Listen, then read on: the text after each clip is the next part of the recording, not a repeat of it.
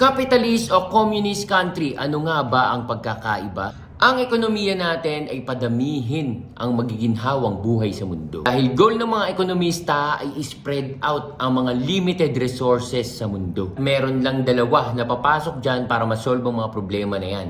At yun ay ang capitalism at yung communism. Ang capitalism ay parang USA at ang Pilipinas. Ang communism naman ay parang China at Russia. At marami pang iba. Sa mga hindi nakakaalam, yung sistema na yan ay ginawa lang ng mga ekonomista. Ang capitalism ay pinauso o ginawa ni Adam Smith at ang communism naman ay ginawa ni Karl Marx. Silang dalawa ang promotor ng mga sistema na yan na sobrang magkabaliktad at magkalaban ng sistema na yan. Tulad ng Amerika at China. At ngayon, pumapasok na rin ang China at ang Pilipinas na magkalaban. Mas nauna ang capitalist system, kaya inimbento ni Karl Marx ang communist system kontra o laban sa mga kapitalista. Ang capitalism ay pinopromote ang kompetisyon, kaya ganito ang nangyayari sa bansang Pilipinas. Medyo malalim ang topic natin ngayon dahil kailangan alam rin to ng mga negosyante. Dahil ang mga negosyo nating mga negosyante ay nakabase rin sa ekonomiya ng bansa. Pansinin nyo, kahit ipon kayo ng ipon, hindi kayo yumayaman. Dahil nga, capitalist ang Pilipinas. Dahil dito sa Pilipinas o sa mga capitalist country na kapareho natin, kahit marami kang pera, madaling mawawala yan. Capitalist country, ang mga negosyante ang nagde-decide kung magkano ang produkto at kung ano-ano ang mga pwede o dapat na ibenta. Communist country naman, ang gobyerno ang nagde-decide ng presyo, kung magkano mo dapat ibenta yung milk tea mo,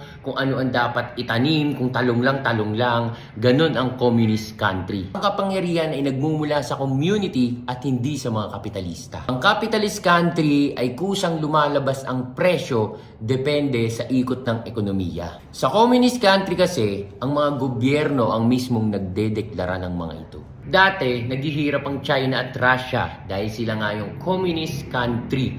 Pero simula nung nag-capitalist system na rin sila, dun na sila nagsimulang umusbong at umunlad. Na-figure out ko na magtatagumpay pala ang isang bansa kapag mas nauna ang capitalist country at kapag natatag mo na ang mga kapitalista, saka ka nag-convert into communism country, mas magtatagumpay ang bansa. Ang goal ng bansa natin na kapitalista ay hindi paramihan ng pera, hindi paano makapunta sa kabilang banda. Ang tanong nyo kung paano, dyan napapasok ang mga upload natin. Basta isa lang ang sigurado, ang kapitalistang bansa o ang Pilipinas, kahit pinanganak kang mahirap, pwedeng-pwede kang yumaman ng sagay.